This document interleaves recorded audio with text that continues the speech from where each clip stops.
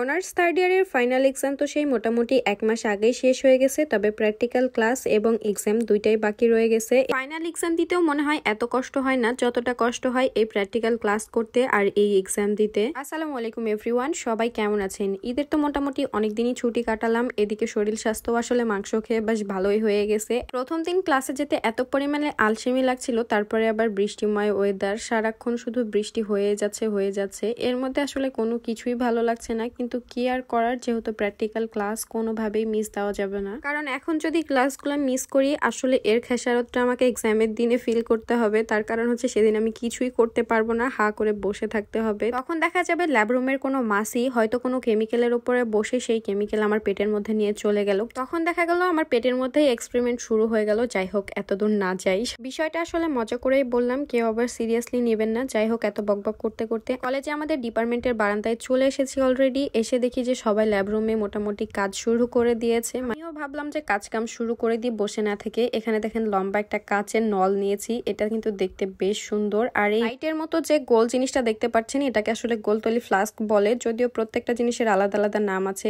আমি এত বলতে পারছি না এখন মনে করে। আর এগুলো দেখতে এত পরিমাণে কিউট, মনে হচ্ছিল যে বাসায় নিয়ে চলে আসি। আর এদিকে এক্সপেরিমেন্ট শুরু করার আগে প্রত্যেকটা জিনিসই আমাদেরকে খুবই ভালো করে ধুয়ে পরিষ্কার করে নিতে হয়। বেসিনের অবস্থা দেখে বুঝতে পারছেন এখানে কি পরিমাণ কেমিক্যাল নিয়ে কাজ করা হয়। প্রত্যেকটা বেসিন আসলে আলাদা আলাদা কালার হয়ে আছে এখানে। যাই হোক, এখানে আমি সুন্দরভাবে বিকারগুলা পরিষ্কার করে নিচ্ছিলাম। আর এদিকে আমি হলাম কামের বেডি, বাসায়ও কাজ করি, কলেজে যেও জিনিসপাতি পরিষ্কার করি। যাই হোক, কলেজে গেলে এটা আসলে সবাইকেই করতে হয়। তো আমাদের এক্সপেরিমেন্টটা আসলে মোটামুটি শুরু হয়ে গেছিল। আমাদের প্রথম প্র্যাকটিক্যাল ছিল অ্যাসিটানিলাইট শনাক্তকরণ। এটা ফার্স্ট দিন আসলে স্যার আর ম্যাম আমাদেরকে দেখিয়েছিল, পরের দিন আসলে আমরা নিজেরাই করছিলাম। এখন একদল পাবলিক এসে বলবেন, আপু আপনার কি ল্যাবেও ভিডিও করা লাগে? তাদের উদ্দেশ্যে একটাই কথা বলতে চাই, আমি হয়তো ভিডিও করি তাই জন্য আপনাদের মাঝে শেয়ার করি, তবে এখানে কিন্তু আরো অনেক স্টুডেন্ট আছে, তারাও কিন্তু টুকটাক ভিডিও করছে। এগুলো আসলে স্মৃতি, মেমোরেবল হয়ে থাকবে, পরে দেখলে ভালো লাগবে, এইটাই। আর একটা কোশ্চিন যে আপু আপনাদের ল্যাবে কি ভিডিও করা অ্যালাউড আছে? আসলে এটা ভিডিও করা অ্যালাউড না, তবে সবাই চুপি চুপি যতটুকু পেরেছে সে ততটুকু করেছে। আমাদের পুরো ল্যাবে কিন্তু সিসি ক্যামেরার আওতাভুক্ত, যদি টিচার কোনোভাবে বুঝতে পারে তাহলে এর পরিপ্রেক্ষিতে চাইলে কোনো পদক্ষেপ নিতেই পারে, তবে আসলে আমরা কোনোদিন